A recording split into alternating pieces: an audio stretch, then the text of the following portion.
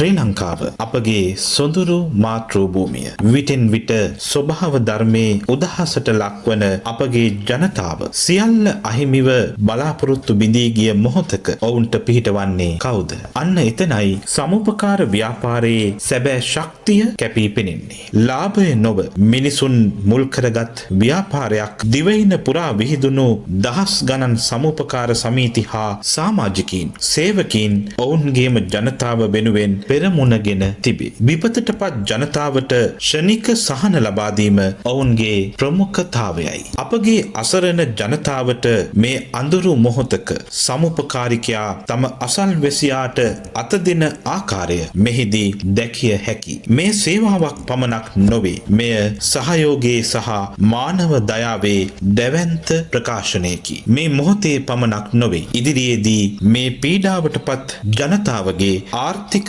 සංවර්ධනය උදෙසා සමුපකාරය මගින් සුවිසල් සේවාවක් ලබාගත හැකි බවද පැහැදිලිවම කිව යුතුයි. සමුපකාරය යනු හුදෙක් ආයතනයක්ම නොවේ. එය අපේ රටේ ප්‍රජා ශක්තියේ ප්‍රතිමූර්තියයි. සමාජිකයන් එකතු වී පොදු අරමුණක් වෙනුවෙන් කැපවීම අහිමි වූ බලාපොරොත්තු නැවත ගොඩනගයි. ඔවුන්ගේ සහය තුළින් පීඩාවටපත් ජීවිතවලට අලුත් ජීවයක් ලැබෙන බව සත්තයි. ඔවුන්ගේ මෙහෙවර අකණ්ඩවම සිදුවේ. අප විපතටපත් සෑම මොහොතකම සමුපකාරය අපගේ සහයෝගයේ සහ ශක්තියේ සංකේතය ලෙසින් ඉදිරිපත්ව සිටි. ඉතින් ආදරණීය සමුපකාරකයනි, අවශ්‍යම මොහොතක ඔබේ මෙහෙවර මිල කළ නොහැකි මේ මාතෘ භූමියේ හෙට දවස වෙනුවෙන් සමුපකාර බලය පෙන්වමු.